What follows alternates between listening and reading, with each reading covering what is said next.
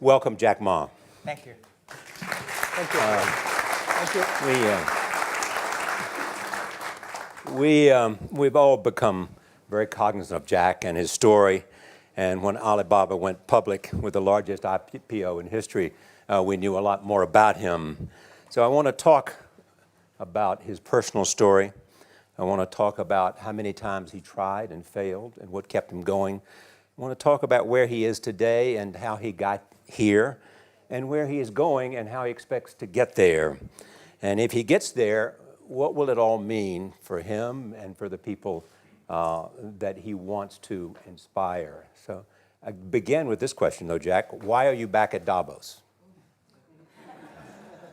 It's a long break for 7 years. I think my last trip here was year 2008.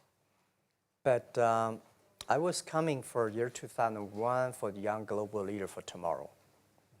And remember, I never heard about the Davos when I came.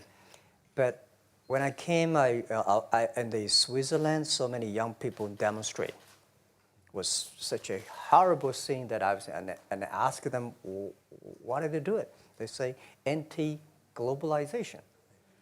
And I say, why? Globalization is a great thing. Why people don't like it? And then we come all the way for 2 hours here. There's a machine gun. There's people checking. I say, oh, God, is that a forum or is it a prison we're going to go? Is that? But when I joined the forum at the Young Global Leader, I was thrilled by so many ideas. For the first 3-4 years, I learned what does the globalization mean? What does the corporate citizenship mean? What about social responsibility mean? All these new ideas, and I see so many great leaders talking about leadership, and I benefit a lot. And the year 2008 and 2009, when the financial crisis came, I think it's better go back to work, because we can never win the world by talking. So go back, spend 7 years. Now I come back, I think it's time to do something return. Because I learned so much. Let's talk 12 about years that. ago. So why I should not talking to the young global leader of today, sharing with them how we've gone through. Okay. So that was the thing. Let's start with where you are today. Just how big is Alibaba? How many people come every day? How many people come in a week? How fast is it growing? Yeah, we have over 100 million buyers visiting our site, shopping our site every day. And we created 100 million every day. We created 14 million jobs for China, directly and indirectly. And we grow from 18 people to 30,000 people, 18 people in my apartment, to now we have 4 big campus. Compared to 15 years ago, we were big. But compared to 15 years later, we're still a baby. And how big will you be 15 years from now? I think 15 years ago, I told my team that in the past 15 years, we grow from nothing to this size. And 15 years later, I want people to know about Alibaba, know Taobao, because it's already everywhere. I want 15 years ago when we talk about what is e-commerce, why small business can using this e-commerce, this internet, can do business across the nation. And I hope 15 years later, people forget about e-commerce because they think it's like electricity. Nobody thinks it's a high tech today. Now, this is something that I don't want 15 years later, we still walk on the street talking about why and how e-commerce can help people. Talk about the IPO. Did it exceed your expectations? Well, it's a pretty small IPO, 250. Yes. Yeah. The largest IPO in the history of Wall Street. We raised. And number 2 was a Chinese bank. Thank you. I remember year 2001. We went to raise some 5 million, 3 million venture capitalist dollars in the USA, and got rejected. And I say we come back raising a little bit more. But I think, what we think more about is for $25 billion, how we can spend the money efficiently, because this is not the money, this is the trust from the world, the trust from those people. They want you to do better jobs to help more people. They want to have a good return. So I think giving me more pressure, because when our market cap is bigger than IBM, for a certain day we're bigger than Walmart. We're one of the top 10, 15 largest market cap company in the world. I told my team and myself, is that true? We're not that good. Because years ago, people say, Alibaba model is terrible. Does not make money, have this and that, all the big bad things, because Amazon is better, eBay is better, Google is better, and there's no such model like Alibaba in the USA. So I told myself and people, we were better than people thought. But today, when we are that big size, I said, no, we are not that good as people thought. We're just a company 15 years old. Average age is 27, 28 years old, young people. We're doing something that human beings have never tried. So I want to talk about the future. Let me take you back to when you were born in Hangzhou, where the headquarters still are. Yep. And your campus is there. You don't have a loot, don't move your loot. Your headquarters roots are there. Yeah, you found it there, loot there. You grew up in the 60s. 64. Born in 64. That was the time of the Cultural Revolution. Yeah, it was the end of the Cultural Revolution. It was, well, my grandfather was a tiny landlord, was considered, after liberation, was considered to be a bad guy. So I was, I know how tough it was when I was a kid. You tried to get into 3 colleges. Mm-hmm. Each time they rejected you. No, I tried. There's examination that young people, if you want to go university, you have to take the examinations. So I failed 3 times. Right. But a lot of fail. I failed for funny things that I failed a key primary school test for 2 times. And I failed 3 times for the middle schools. And you will never believe in Hangzhou, my city, there's only 1 middle school that lasts only 1 year. It was changed from primary school to middle school because our graduates of our school, no middle school accept us because we were too bad.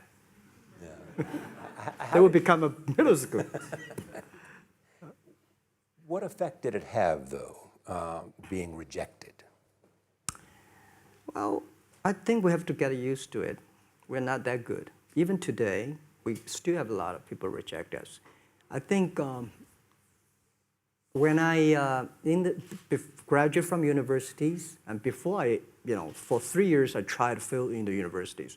So I applied jobs for 30 times, got rejected. I went for a police, they said, no, you're not good. I went to even the KFC. When KFC came to China, come to my city,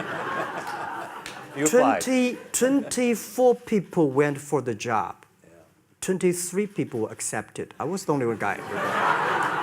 And we went for police. 5 people, 4 of them accepted. I was the only guy that I received it. So to me, being turned down, rejected.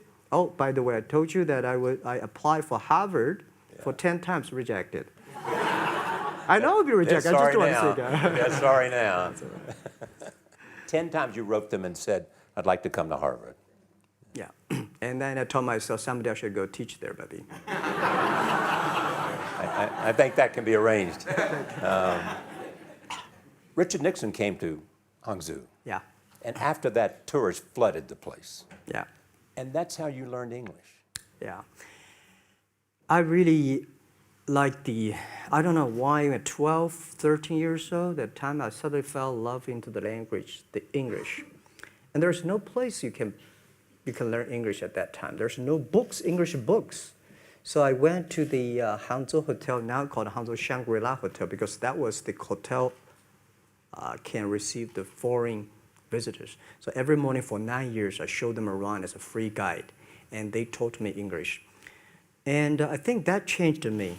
Today, I'm a 100% made in China. I've never got a one-day train outside China. Yeah. And when people talk to me, say, Jack, how can you speak English like that? Why sometimes you talk like an Western guys? I think that was the 9 years. These Western tourists opened my mind because everything they told me are so different from the things I learned from the schools and from my parents. So now I have a habit. Whatever I see, whatever I read, I use my mind. Think about it for 2 minutes. Is that how Ma Jun became Jack Ma? Actually, Jack, the name was given by a lady in tennis. She's a tourist. She came here and she said, came to Hangzhou. We become a pen friends. Ma Ring is so difficult to pronounce. So she said, do you have an English name? I said, don't. So can you give me an English name? She said, okay. She said, my father called it Jack. My husband called Jack. What do you think about Jack? I said, good. So I've been using that for that many years. Yeah. First visit to America, 1995? 1995, yeah. I come here for a project helping the local government to building up a highway. And you tried the internet. I tried the internet in Seattle. And in a building called the U.S. Bank. I don't know whether the U.S. Bank is still there or not, but it's a building. And my friend opened a small office, which is like only 10% bigger than this room. And there are a lot of computers in there. And he said, Jack, this is internet. I asked, what is internet? He said, search whatever you want. At that time, they used Mosaic, very slow, right? Yeah. And I said, I don't use it. I don't want to type because computer is so expensive in China. If I destroy it, yes, I cannot pay. He said, just to search it. So I searched the first word, beer. I don't know why, because it's easy to spell, baby. And I see beers from Germany, beers from USA, beers from Japan, but there's no beer from China. And I say, okay, type the second word is China. No data. Nothing. And I said, 1995, no data about China. So I talked to my friend, why not make something about China? So we made a small, very ugly looking page called China. It's something like I did a translation agency, we listed on there. It was so shocking. We launched at 9:40 in the morning. 12:30, I got a phone call from my friend. He said, Jack, you got 5 emails. I said, what is email? And they say, these are the things. So people are so excited. Where are you? This is the first time I see a Chinese website on that. How can we can we do something together? So I think this is something interesting. So we should do it. Why did you call it Alibaba? Alibaba? Well, when I started, I think internet is global. We should have a global name. And a name that, interesting, like at that time, the best name is Yahoo. Right? So I've been thinking for many days, suddenly thinking Alibaba is a good name. So I happened to be in San Francisco that day. I did have a lunch, and the waitress came. I asked her, do you know about Alibaba? She said, yes. I said, what is Alibaba? She said, Open Sesame. Good. So I went on the street, asked about 10, 20 people. They all know about Alibaba, 40 Thieves, and Open Sesame. And I think this is a good name. And start with A. Whatever you talk about, Alibaba is always top. You have said before that in creating Alibaba, you had to create trust. Yep. Because people in China were used to face-to-face. Yeah. How did you create trust? I think because we started about doing business on the internet. I don't know you, you don't know me. So how can you do things online unless you have trust? So for e-commerce, the most important thing was trust. I think when I first went to USA for raising money, talk to the venture capitalists, a lot of people say, oh, Jack, no. China doing business by the guanxi. How can you do business on internet? And I know that without the trust system, the credit system, it's impossible to do business. So in the past 14 years, everything we do is trying to build up the trust system, the record system. Well, Charlie, I'm so proud today when I talk to the young. Today in China and in the world, people don't trust each other. The government and people and media and everybody think, this guy's cheating. But because of e-commerce, we finish 60 million transactions every day. People don't know each other. I don't know you, I send products to you. You don't know me, you wire the money to me. And I don't know you, I give a person a package, I don't know him. He took something to cross the ocean, cross the river, and send. This is the trust. We have at least 60 million trust happening every day. But you created it by creating an escrow account in the beginning. Yep. And so you keep the money until they got the product. Yeah. And then you release the money. That's true. I mean, the escrow service is about Alipay. When I this idea, I would love Davos, because it was a big decision. Because for first 3 years, Alibaba is just like e-marketplaces for information. What you have, what I have, we talk a lot of time, but don't do any business. Because there is no payment. I talked to the banks. No banks want to do it. Banks say, no, this thing never work. So I don't know what to do. Because if I start to launch a payment system, it's against the financial legal laws. Because you have to have a license. But if I don't do it, e-commerce will go nowhere. So then I went to Davos. I listened to a leadership discussion. Leadership is about responsibility. And after I listened to that panel, I give a call to my friends, my colleagues in my apartment, say, do it now, immediately. If something wrong, the government not happy about that, if one body has to go to the prison, Jack might go to the prison. Because it is so important for China, for the world, to build up the trust system. And if you did not do it, I said, and do not do it properly, stealing money, money wash, no trust record, I send you to the prison. That was the thing. And people don't like it. So many people I talked to at that time for Alipay, they say, this is the stupidest idea you have ever got. But I say, I don't wear the stupid clever as long as people use it. Now we have 800 million people using this Alipay. Stupid things, if you do it, is better. Alipay is a privately held thing. It's not part of Alibaba. No, it's a private. Let me talk about money for a second. Yeah. You have never gotten money from the Chinese government? No. None. I want it at the beginning, and later I don't want it, because I think if the company always think about picking money from out of the government pockets, that company is rubbish. Think about how can you make money from the customers and market and then help customers succeed. That's our philosophy. No money from Chinese banks? No. I at that time I want, and now they want to give me, I don't want it. Yeah. All right. Your relationship with the government. Mm-hmm. Yeah. What's your relationship? I mean, if they didn't here's what some say, that you have existed in an environment that's not, they have restricted competition for you. And that's a pretty good thing to do for a private company. Yeah. I think the relationship with the government for us is very interesting. For the first 5 years, because I've been working as a part-time jobber for a government organization called Ministry of Foreign Trade, 1997, for 14 months. And I learned that you should never rely on government organization to do e-commerce. And I started a business. I told my people and team, in love with the government, but don't marry them. Yes. Respect them. And a lot of people say, well, government officers talking about internet, the censorship and this, that, and they worry about. I think it's the opportunity, it's a responsibility talking to them, tell them how internet can help.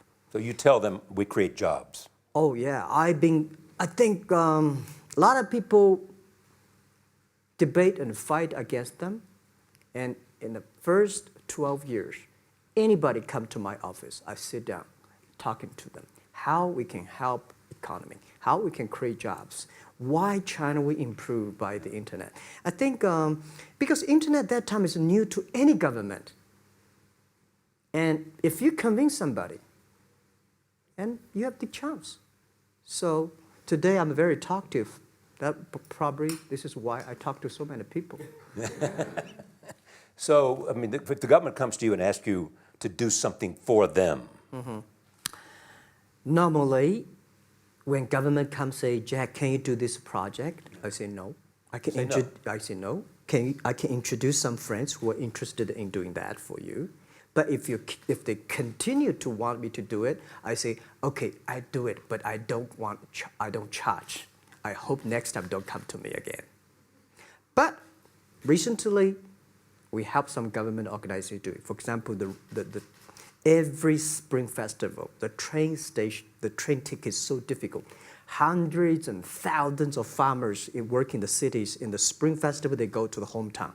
But when they order tickets on the other way, the whole system crashed for 5 years. So I told my young people, go support them.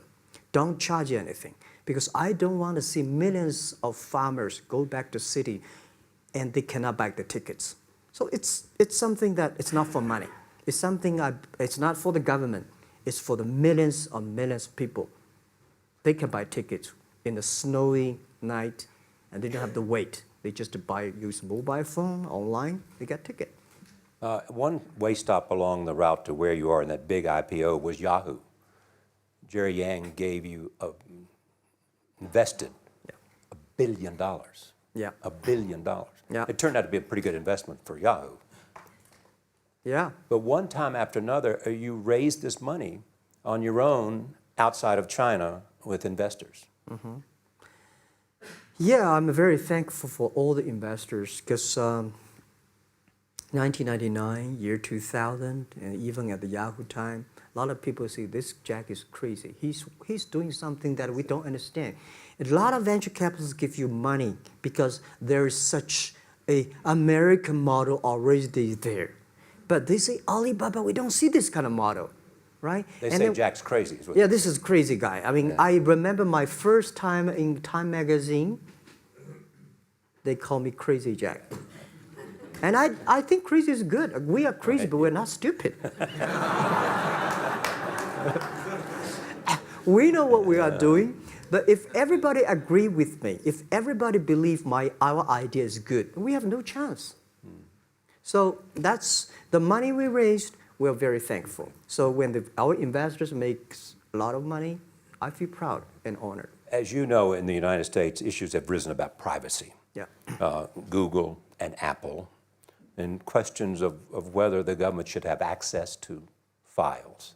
How do you handle that if the Chinese government says you know a lot about people? You have transactional relationships with lots of people. And they say, we want to see your files. Well, so far, I don't have this kind of problems from Chinese government. And I told them, any government, if you come here for the national security, anti-terrorist, well, anywhere, anti-terrorist, we work together. It's a criminal, we work. But rest of that, no. I said, we are a business. The data is so precious because we don't know how. Because if we give to anybody, it's going to be a disaster. And also about privacy issues. I think, just like hundreds of years ago, people say, I would rather put money under my pillow rather than put in the banks. But today, banks, they're special. They know how to protect money much better than you do. Privacy issues, all these kind of securities, today, we may not have the solutions. We don't have the answer. But I believe our young people have the solutions. In the next 10, 20 years, there will be breakthrough on that. And I'm fully confident on that.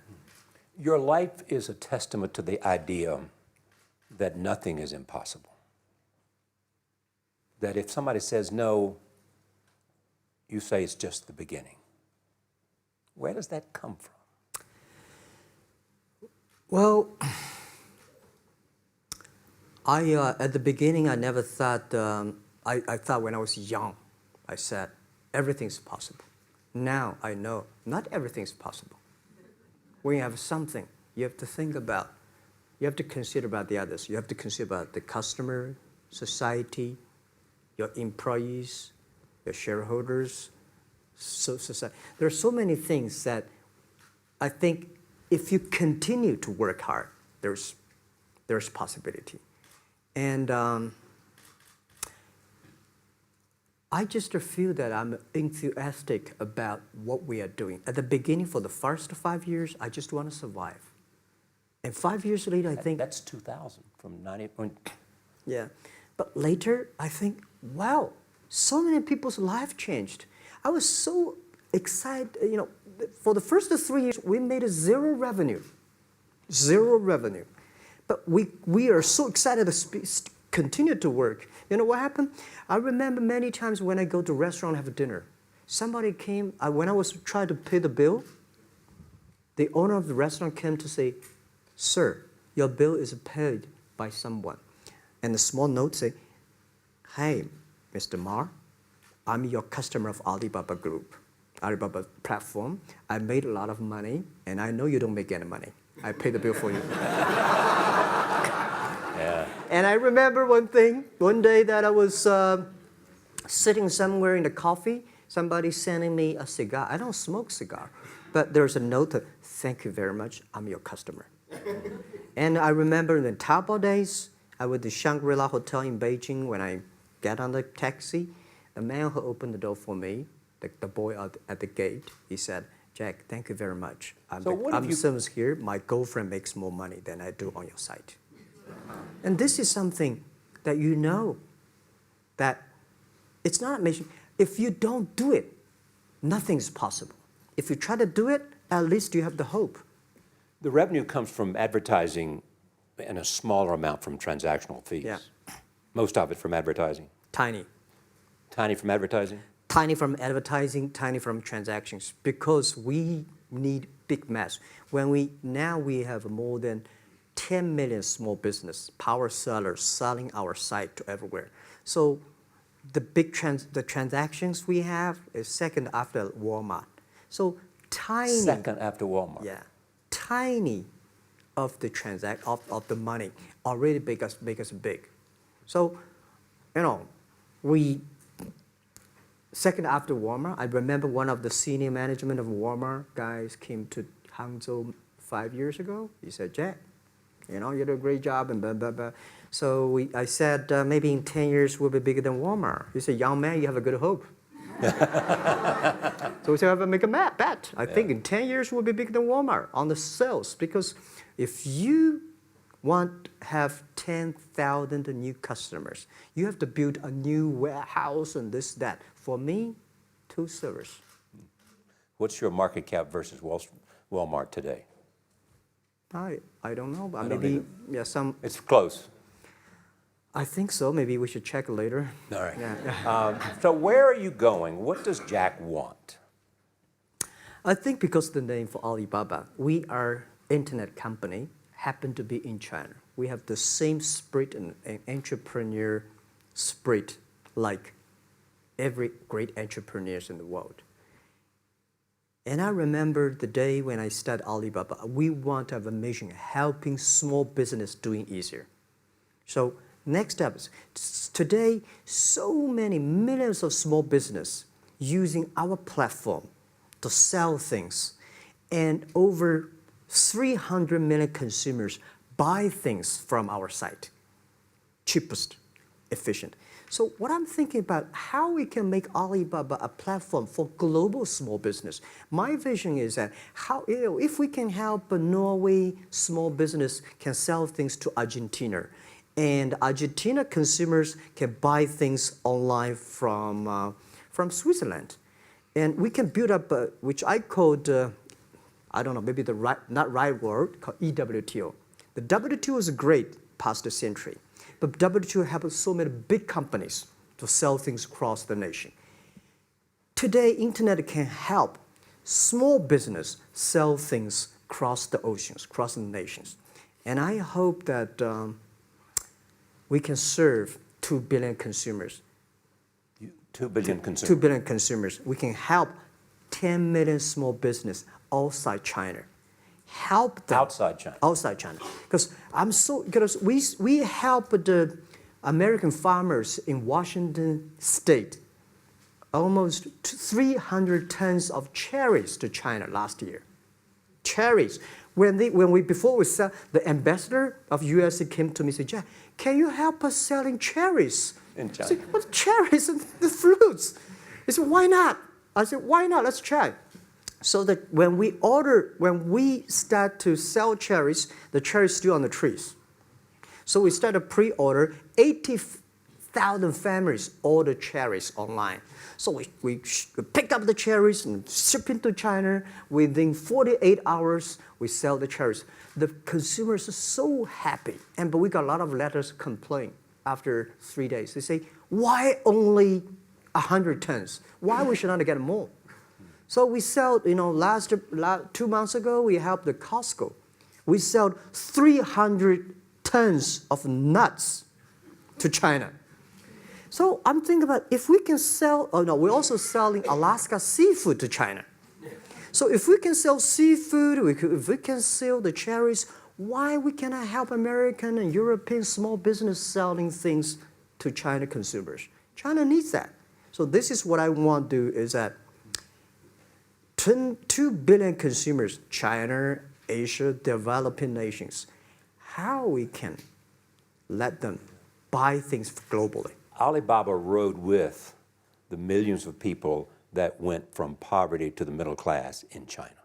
I mean, you were right there growing as they grew and increased. When you look at the international markets, you're doing well in Russia? Yeah. How well? We do pretty good on Russia, and we do also pretty good at Brazil. In Brazil? Russia, I think now I don't know, we are if not the number 1, we're the number 2 or number 3 largest. E-commerce. E-commerce. I remember last year we had a campaign.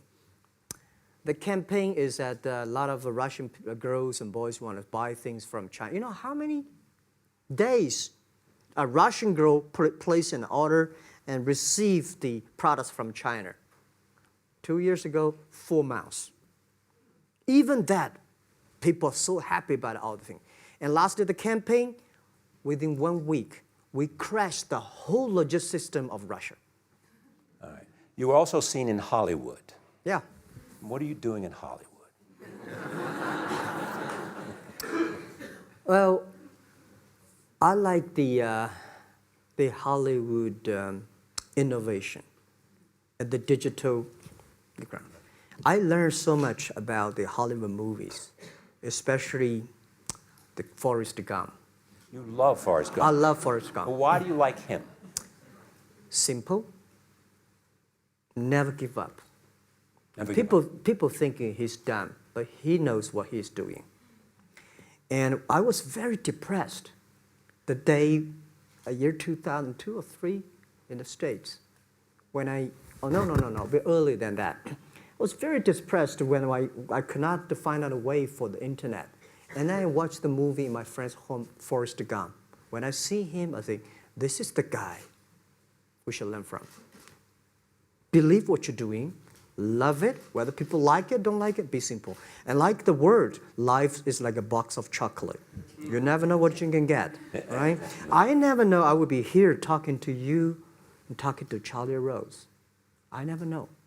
But today I made it. I told my people in my apartment 15 years ago, guys, we have to work hard, not for ourselves. If we can be successful, 80% of the young people in China can be successful. We don't have a rich father, powerful uncle. We don't have $1 from bank, 1 cent from government. Just work as a team. So what do you worry about? I worry about it today. Young people, a lot of young people lose hope, lose vision, and start to complain. Because we also have the same period. Because when it's not a good feeling being rejected by so many people. We also depressed, but at least later we find that the world has a lot of opportunity. How you see the world, how you catch the opportunity. So, in the Hollywood gives me a lot of inspiration. You know? But you were out there for business. You were out there because you want to make movies and sell them. I want to make the movie for business-wise. We are e-commerce company. We have a lot of products that need logistic. But movie, TV, these are things you don't need logistic system. And movie probably is the best product that can help Chinese young people to understand. Because one thing I told the Chinese people, my friends, in American movie, all the heroes at the beginning, they look like a bad guy. Terrible things coming, they become a hero. And finally, they all survived. China, if you're a hero, all the hero died. So, because only dead people become the hero. So nobody want to be the hero. So you want to change the Chinese definition of hero? Yeah, I want to say hero. Today we have so many heroes who live in this world. Are you still writing these kung fu novels, or are you just reading them? I read them, and I start to write something. I think it's fun. The kung fu is something you start to think about something that you cannot do. But if you have some luck, if you continue to practice, if you got a good master, if you're a good team, you get expert. So at least to make me, when I'm busy, when I'm tired or frustrated, I read kung fu books. And You also travel with a Tai Chi. Am I saying that right? A trainer. Tai Chi? Tai Chi. Tai Chi. Tai Chi, yeah. What does that do for you, other than keep you in good health? I love Tai Chi. Tai Chi is a philosophy about yin and yang. Yeah. Tai Chi is about how you balance, how you work, like a competition. People say when I compete with eBay, say, you hate eBay. No, I don't hate eBay. It's a great company. They come, I go. Tai Chi is like, you fight here, I go over there. You put it on the top, I go to down, right? So it's a balance, right? You are heavy, I'm small, When I'm small, I can jump. You're heavy, you cannot jump. So the Tai Chi is about a philosophy. I use in Tai Chi philosophy in the business. Calm down. There's always way out. And keep yourself balanced. And meanwhile, don't try to, because business is a competition is a fun. Business is not like a battlefield. You die or I win. Business, even if you die, I may not win. Right? So it's about fun. So Tai Chi gives me a lot of inspirations. But you want your life and you want this company, Alibaba, to change the world. And you're changing the world if, in fact, you provide a forum for buying and you enable people to earn a living. Yeah. But also, you believe that Alibaba ought to change the lives of women. So what are you doing? First, I think many years ago, I want to change the world. Now, I think if we want to change the world, we change ourselves. Change ourselves is more important and easier than change the world. And second is that I want to improve the world. Because it changed the world may be Obama's job. Because my job is to making sure that my team are happy. Because my team are happy, they can make my customer happy. If my customer, they are all small business. When they're happy, we are happy. About women, one of the secret source for Alibaba's success is that we have a lot of women.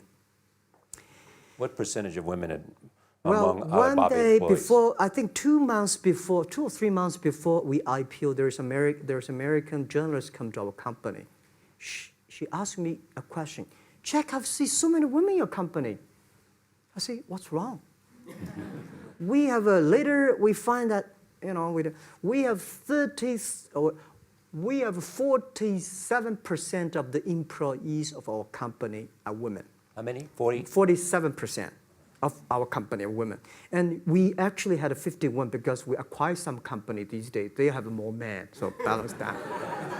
But these are women in top-level positions? 33% of the management are women, and 24% of the senior management, very top level, are women. We have a women CEO, CFO, CPO, Chief People Officer, and we have everywhere. And I think so comfortable to working with them because women, in this world, if you want to win in 21st century, you have to making sure that making other people powerful, empower others, making sure the other people better than you are, then you will be successful. So I find the women, they think about the others more than they think about themselves. Right. Yeah, women think about the kids, husband, parents, much more than the man. And the user-friendliness. A couple of things I want to talk about before we go, because we have less than a couple of minutes. China today, are you worried the economy slowed down? No, I don't worry about it. I think China is doing, it's slowing down is much better than keep on 9%. China today is the second largest economy in the world. It's impossible to keep 9% of the growth. If China still keeps the 9% of the growth of the economy, there must be something wrong. You will never see the blue sky. And you will never see the quality. China should pay attention to the quality of the economy. China should not. So if we have a lot of influence, like Hollywood movies, things, and we have sports and these things in the GDP, will be much better. So I think, just like a human growth, this body can never grow. Certain time, the slow of growth of the body is slow, but you should grow your mind, grow your culture, grow your value, grow your wisdom. I think China is moving to that direction. And you saw Modi in India? Pardon? Did you see Modi in India? Not yet. I'm looking forward to that. So you'll go to India. Yeah. Finally, there's this. You're one of the world's richest people. Your company is one of the world's richest companies. What do you want beyond Alibaba? Well, by richest people, I was really not happy in the past 3 months when people say Jack Ma is the richest people of China. Global celebrity, they said. No, I'm not. When I started no, business, you are. I never thought, because how many? Yeah, maybe I am. But I think 15 years ago, in my apartment, my wife was at that time one of the 18 founders. I asked her, "Do you want your husband to be a rich person?" I never said rich person in China, rich person in Hangzhou, or you want your husband to be a respected person. She said, "Of course, respected." Because she never believed, and I don't believe we'll be rich people. We just want to survive. But I believe when you have $1 million, that's your money. When you have $20 million, you start to have a problem. You worry about inflation, which stock to buy and this, that, had to come. When you have $1 billion, that's not your money. That's the trust society gives on you. They believe you can manage the money, use the money better than the government and the others. So I think today, I have the resources, do more things. With the money we have, with the influence we have, we should spend more time on the young people. And I would say, someday I'll go back to teach, go back to school, spend time with the young people, and sharing with them what I done. So the money is not mine. I just happily and having these resources, then I want to do a better job. Just tell them your story. Yeah, tell them the story and tell them that if Jack, I don't think in this world there are a lot of people be rejected more than 30 times. If we, the only thing we never give up, the only thing we're like a Forrest Gump, we keep on fight. We keep on changing ourselves.